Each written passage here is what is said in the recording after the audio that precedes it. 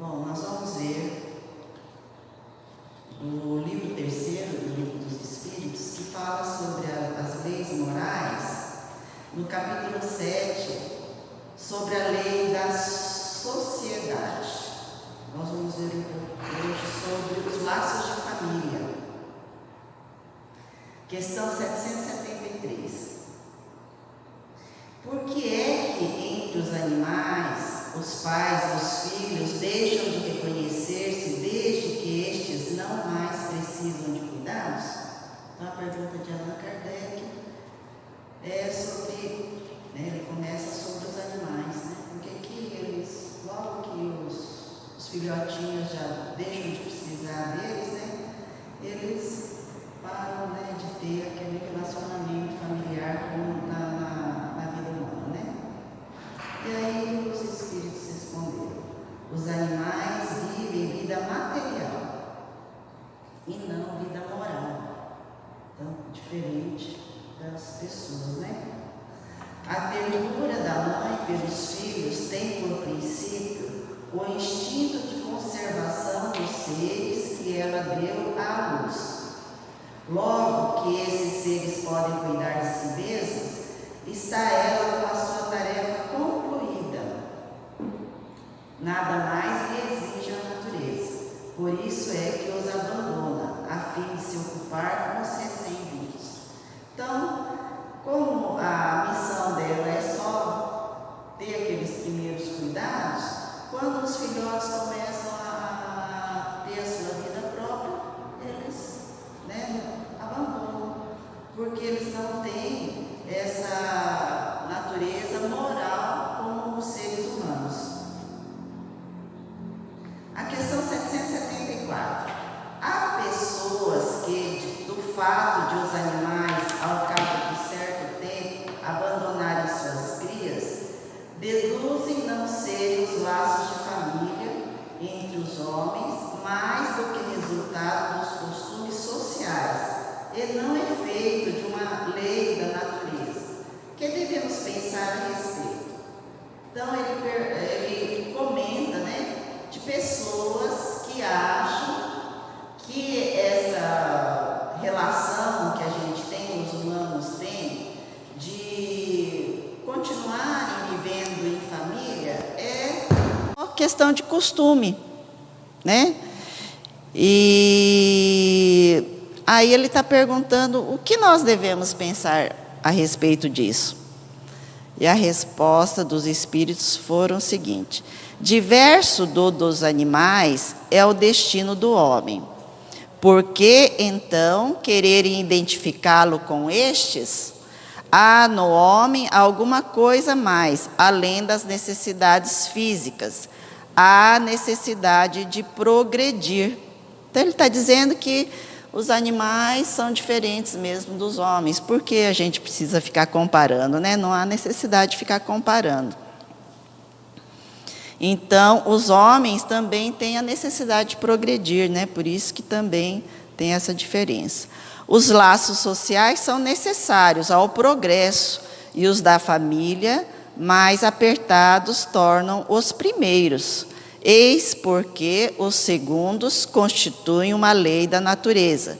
Quis Deus que, por essa forma, os homens aprendessem a amar-se como irmãos.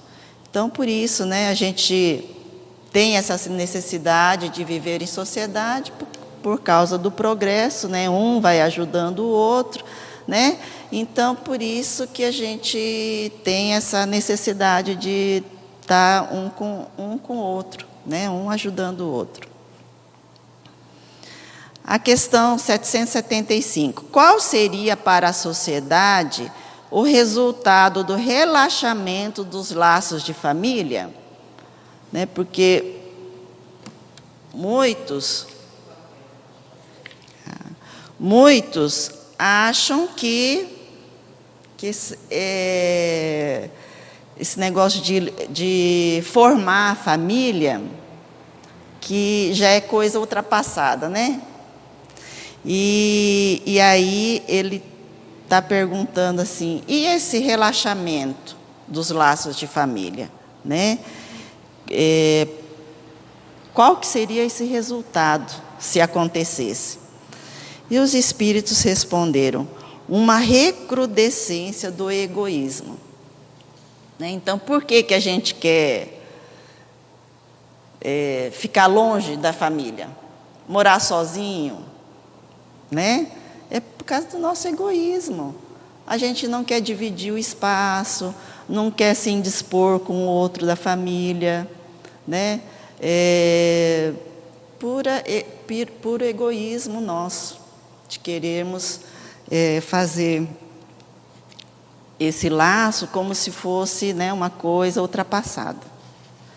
Aí, voltando um pouco no capítulo 4 do Livro dos Espíritos, que fala sobre o mundo espírita ou dos espíritos, nós vemos sobre o parentesco e a filiação, na questão 205, a seguinte pergunta: há algumas pessoas, a doutrina da reencarnação se afigura destruidora dos laços de família, com o fazê-los anteriores à existência atual.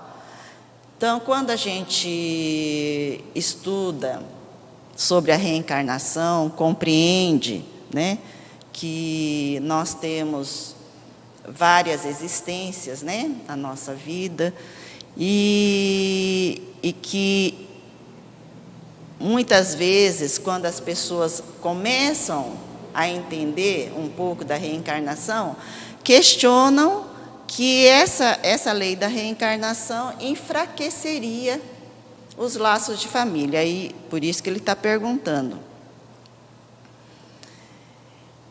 E a resposta dos espíritos foi a seguinte: ela os estende, mas não os destrói. A parentela, estando baseada sobre as afeições anteriores, os laços que unem os membros de uma família são menos precários. Ela aumenta os deveres da fraternidade, visto que, entre os vizinhos ou entre os servidores, pode-se encontrar um espírito que esteve ligado a vós pelos laços sanguíneos. Então, os espíritos estão dizendo que, na realidade, é o contrário. Quando a gente começa a entender a lei da reencarnação, essa lei da reencarnação faz com que aumente os laços de família, ou a fraternidade, como uma família universal, como Jesus mesmo nos ensinou, para que nós amássemos o nosso próximo. Então, quando a gente entende a reencarnação, a gente começa a perceber por que será que eu tenho, às vezes, afinidade com uma pessoa que nem é da minha família. Acabei de conhecer e é como se eu tivesse, assim, amizade há muito tempo. Então, pode acontecer de ter tido um laço maior em outra reencarnação. Então, agora, quando eu reencontro com essa pessoa nesta vida, mesmo não tendo laços consanguíneos, eu sinto aquela afeição por ela. Aí tem uma pergunta dentro dessa questão 205. Ela diminui, entretanto, a importância que alguns dão à sua genealogia, visto que pode ter por pai um espírito pertencente a outra raça e vindo de uma condição diferente. Agora ele faz a outra contraposição, Então ele está dizendo agora que essa lei da reencarnação diminuiria a importância da genealogia, aquela árvore genealógica que a gente tem. Sendo que a gente pode até ter pertencido em uma raça diferente, E a resposta dos espíritos foi a seguinte: é exato, mas essa importância assenta no orgulho. Os títulos, a categoria social, a riqueza Eis o que esses tais veneram nos seus antepassados. Um que coraria de contar como ascendente honrado sapateiro, orgulhar-se-ia de descender de um gentil homem devasso. Digam, porém, o que disserem, ou façam o que fizerem, não obstarão a que as coisas sejam como são, que não foi consultando-lhes a vaidade que Deus formulou as leis da natureza. Quer dizer, quem dá muita importância à genealogia, na realidade, ele está sendo orgulhoso. Por que ele dá tanta importância à árvore genealógica? Porque alguém naquela família foi muito importante, né? Teve um destaque, né? Por isso que a gente acaba dando ênfase a essa árvore genealógica, né? Mas, então, se a gente deixar, né, esse orgulho de lado, a gente vai ver que a gente vai aprender a amar o nosso próximo como a nós mesmos, como Jesus veio nos ensinar. Porque sabendo que a gente pode ter sido um irmão, né, um pai, uma mãe, de uma pessoa qualquer, até de alguém que mora na rua, você vai ver com os olhos diferentes aquela pessoa, né? Não vai olhar com desprezo, né, como muitas vezes a gente faz. Nós vamos ver na questão do livro Fonte Viva, questão 38, lição 38, psicografia de Chico Xavier e explicação de Emmanuel, uma lição que se chama Se Soubéssemos. Jesus disse o seguinte: Pai, perdoa-lhes, porque não sabem o que fazem. E Lucas anotou no capítulo 23, versículo 34. Essa passagem é aquela passagem, né, que todos conhecem, que já é um pouco antes da crucificação de Jesus, né? Que de Jesus, então no capítulo 23, Lucas conta, né, que Jesus, primeiro diante de Pilatos, depois diante de Herodes, né, eles não veem nada de especial que façam com que Jesus tenha que ser crucificado, mas diante da multidão, né, que pede a crucificação de Jesus e a soltura de Barrabás, Pilatos acaba rendendo, né, a multidão e entrega então Jesus à crucificação, né? Aí levaram também 2 criminosos, né? Ficou um do lado direito e outro à esquerda de Jesus, para serem crucificados junto de Jesus, né? E aí é onde Jesus diz, né? Pai, perdoa-lhes, porque não sabem o que fazem.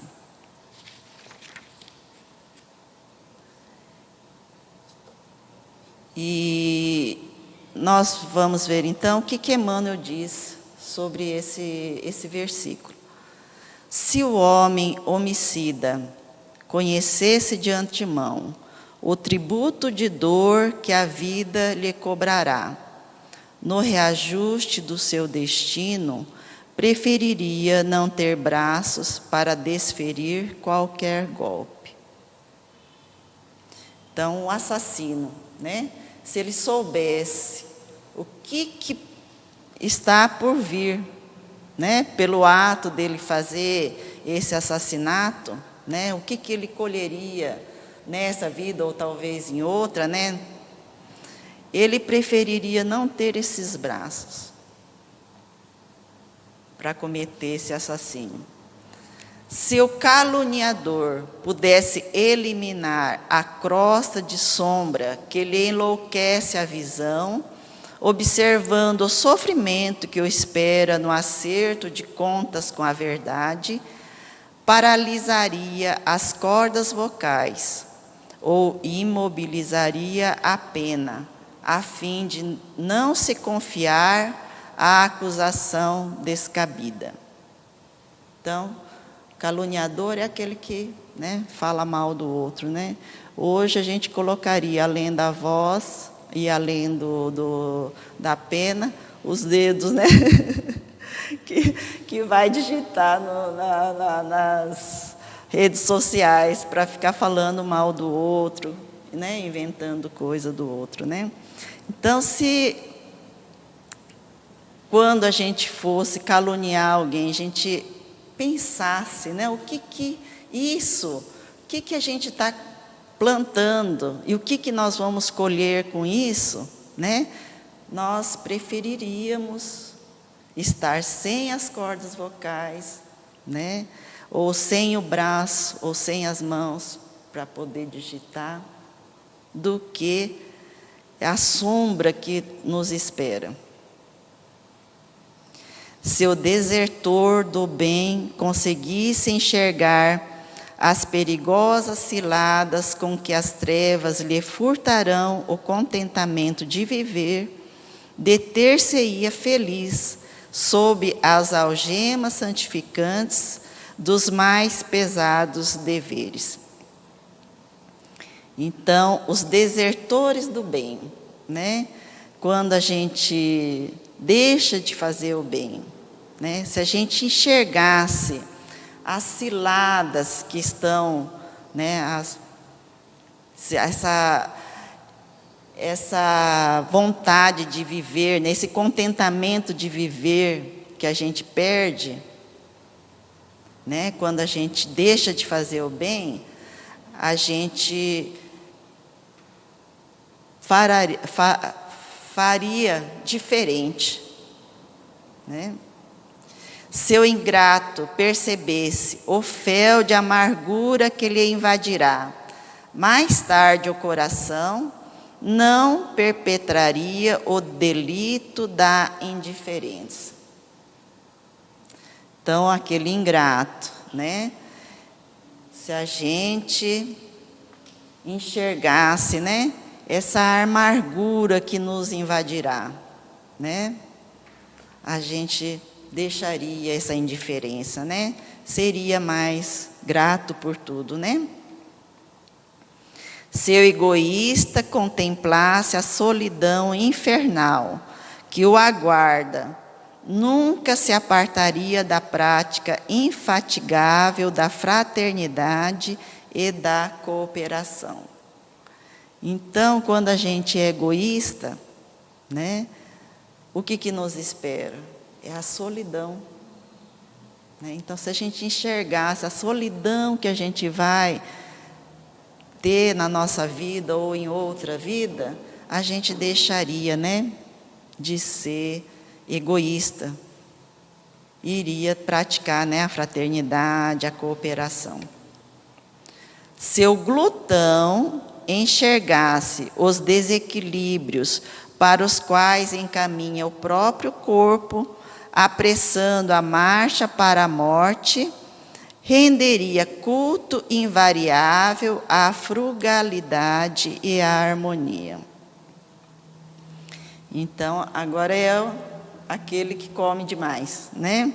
Se enxergasse o desequilíbrio que traz o nosso organismo, né? A gente escolheria, né, uma moderação alimentar, né? Nós estamos vendo agora nesse problema da doença da Covid, né, que a obesidade é uma das comorbidades, né? Então, quem é obeso tem uma chance maior de complicar, né, na hora que pega a Covid. Se soubéssemos quão terrível é o resultado de nosso desrespeito às leis divinas, jamais nos afastaríamos do caminho reto. Então, tudo que a gente faz que desrespeita as leis divinas, né, nós estamos nos afastando de Deus, né? E isso nos traz só sombras em nossas vidas. Perdoa, pois, a quem te fere e calunia. Em verdade, quantos se rendem às sugestões perturbadoras do mal, não sabem o que fazem. Aí vem, né, a frase de Jesus, né? Então, no nosso caso, se o outro faz com a gente tudo isso, perdoa, né? Quem nos fere, quem nos calunia, porque eles não sabem o que fazem, né? Por isso que Jesus diz: Pai, perdoa-lhes, porque não sabem o que fazem. E Ele nos perdoou, né? Que nessa época, provavelmente, a gente estava lá no meio da multidão, gritando para que Ele fosse crucificado, né? E para a gente refletir um pouco mais, né, nessa questão, o que é mais importante na nossa vida,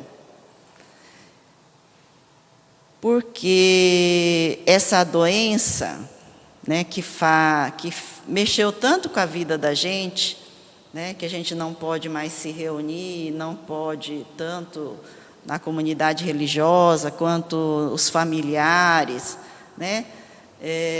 No nosso local de trabalho, estamos tendo que ter cuidado, né? Qual é a lição que nós temos que tirar disso, né? A gente tem que tentar enxergar qual é a lição que Deus está nos proporcionando. E eu trouxe uma história do livro Jesus no Lar, contada pelo espírito Nélio Lúcia e psicografia de Chico Xavier, que chama-se A Lição do Essencial. Então, nesse livro, Jesus se reunia, né, com os seus discípulos, sempre à noite, para refletir, né, as lições, ou do dia, ou alguma coisa, né, que tinha ficado assim meio nublado, né? E ele se reunia então com os discípulos para poder estudar. E nessa noite então, os discípulos estavam conversando entre si sobre as coisas essenciais ao bem-estar, né? E aí Jesus, assumindo então a direção dos pensamentos, né, acrescentou: é indispensável que a criatura entenda a própria felicidade para que se não transforme, ao perdê-la, em triste fantasma da lamentação. Então, para que a gente possa entender, né, o que é a felicidade para nós, né? Muitas vezes a gente tem a felicidade e não está enxergando. E muitas vezes precisa perder para ver que era feliz, né? Então, para que isso não aconteça, que a gente tem que, então, entender, né, para transformar isso. Longe das verdades mais simples da natureza, mergulha-se o homem na onda pesada de fantasiosos artifícios, exterminando o tempo e a vida através de inquietações desnecessárias. Quem sabe, antes da pandemia, a gente estava desse jeito, né? Correndo para lá e para cá, dando muita ênfase para aquilo que era desnecessário, né? E por isso que a gente teve que dar uma parada para refletir o que realmente é essencial na nossa vida. E aí, Jesus, para falar sobre esse assunto, foi contar uma história, né? Diz que uma ilustre dama, em companhia de um filhinho de 5 anos, dirigia-se da cidade dos Césares para Esmirna, em luxuosa galera de sua pátria. Ao penetrar na embarcação, fizera-se acompanhar de 2 escravos, carregados de volumosa bagagem de joias diferentes, colares e camafeus, braceletes e redes de ouro, adornados com pedrarias, revelavam-lhe a predileção pelos enfeites raros. Todo o pessoal de serviço inclinou-se com respeito ao vê-la passar. Tão elevada era a expressão do tesouro que trazia para bordo. Então, era uma dama, né, muito rica, que tinha muitos enfeites, né, braceletes, né, joias, né, que veio 2 escravos carregando, né, nas bagagens dela. Tão logo se fez o barco ao mar alto, a distinta senhora converteu-se no centro das atenções gerais. Nas festas de cordialidade, era o objetivo de todos os interesses pelos adornos brilhantes com que se apresentava. Então, ela se destacava, né, no meio dos outros, porque estava sempre bem vestida e sempre, né, cheia de joias, né? A excursão prosseguia tranquila, quando, em certa manhã ensolarada, apareceu o imprevisto. O choque em traiçoeiro Recife abre extensa brecha na galera, e as águas a invadem. Longas horas de luta surgem com a expectativa de refazimento. Entretanto, um abalo mais forte leva o navio à posição irremediável, e alguns botes descidos são colocados à disposição dos viajantes para os trabalhos de salvamento possível. Então, a embarcação foi, né, destruindo, e todo mundo viu que ia afundar. Arranjaram vários botes para que todos pudessem se salvar, né? A ilustre Patrícia é chamada à pressa. O comandante calcula a chegada a Porto Próximo em 2 dias de viagem arriscada, na hipótese de ventos favoráveis. A jovem matrona abraça o filhinho, esperançosa e aflita.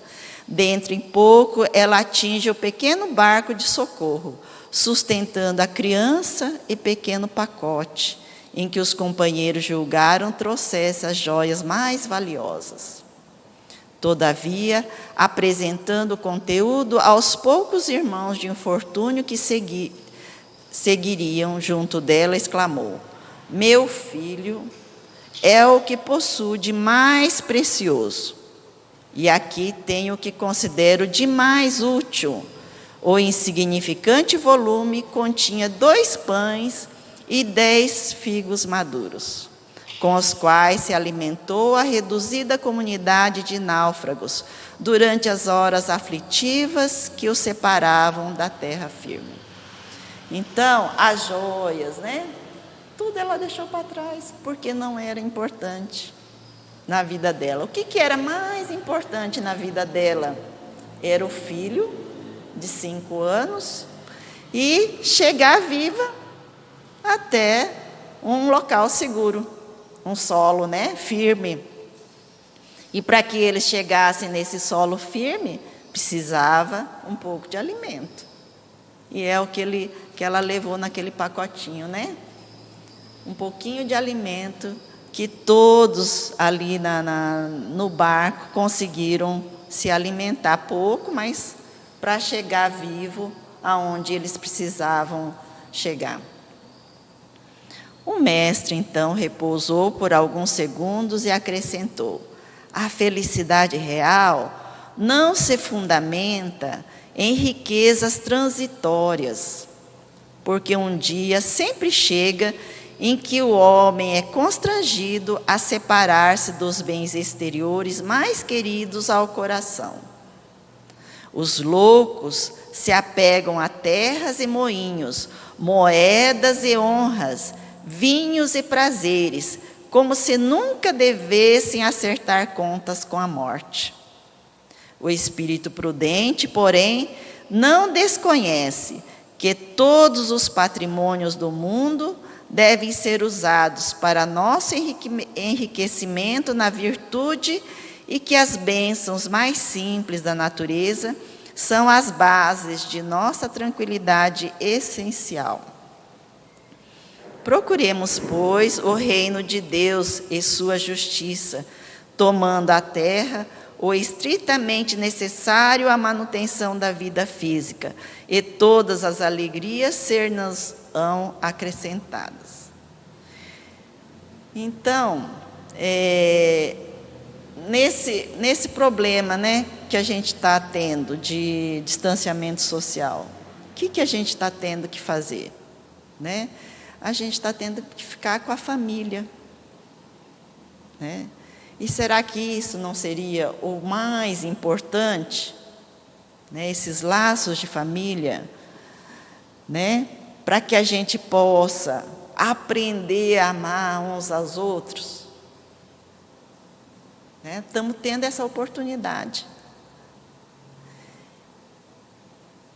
de ficar mais em família, né? Para colocar em prática, então, tudo aquilo que Jesus veio nos ensinar.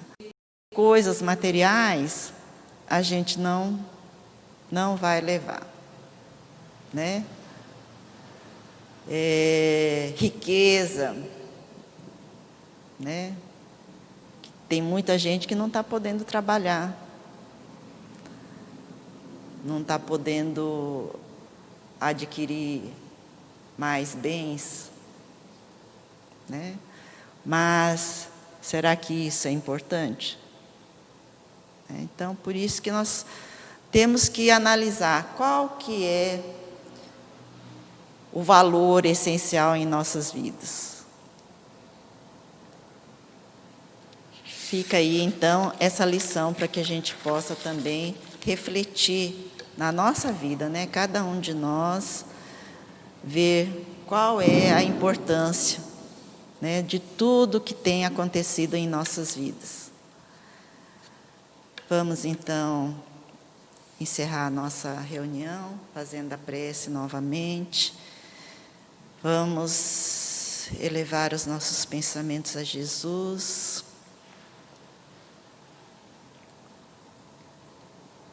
Querido amigo Jesus, nós te agradecemos mais uma vez por termos essas condições de refletirmos em nossas vidas, termos essa oportunidade de revermos as nossas posições, de vivermos mais o amor, como vós nos ensinastes. Pedimos, Senhor,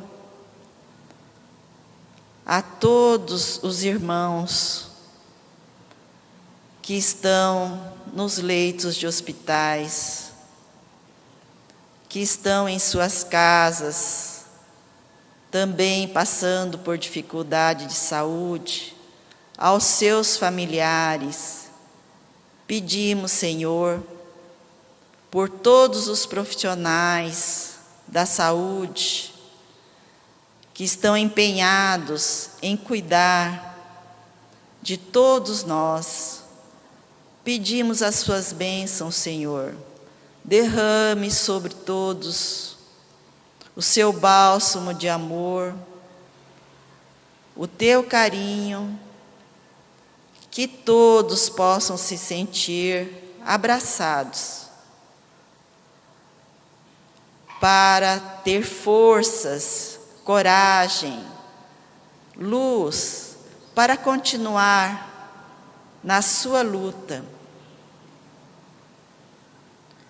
Pedimos também, Senhor, a todos os irmãos que estão em tratamento no nosso Lar de Nazaré, para que todos também possam ter forças,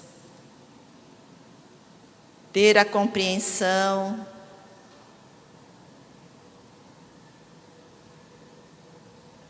e receber essas suas bênçãos para continuar na sua luta,